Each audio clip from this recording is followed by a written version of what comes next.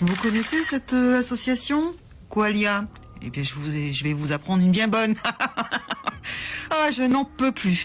Alors, l'ancien directeur territorial de cette association, Coalia, spécialisé dans l'hébergement d'urgence, est accusé d'avoir détourné, tenez-vous bien, 12 millions d'euros.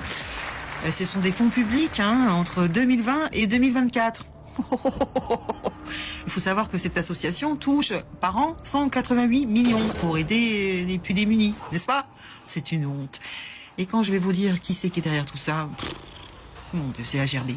Il est mis en examen pour diverses infractions, dont escroquerie en bande organisée, c'est la mafia, et corruption, voilà. Il aurait utilisé son poste stratégique pour orchestrer un système frauduleux impliquant des entreprises complices. Ces dernières auraient obtenu des contrats en échange de commissions reversés au directeur, tandis que certaines sociétés ne fournissaient que des fausses factures. Ça me rappelle un petit peu les eurodéputés.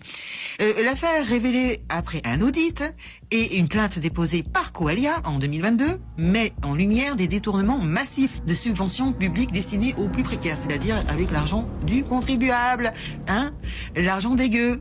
C'est quand même dingue. Lui, il est suspecté, il s'appelle Gay Camara. Mais il n'y a pas que lui qui est suspecté. Mais ceux-là, ils sont pas inquiétés.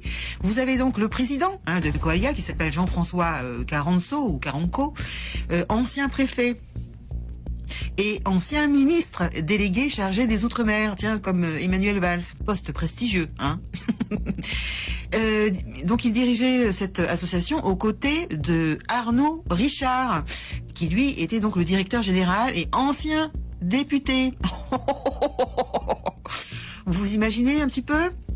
Donc ce duo de choc ayant des liens personnels et professionnels est donc au cœur des critiques concernant de possibles conflits d'intérêts. Mais ils sont pas inquiétés par la justice. Et il faut savoir aussi que la femme d'Arnaud Richard, elle s'appelle Raphaël Epstein, a également occupé plusieurs postes influents sous la direction de Caranco, renforçant cette impression, juste impression, d'un cercle restreint aux commandes.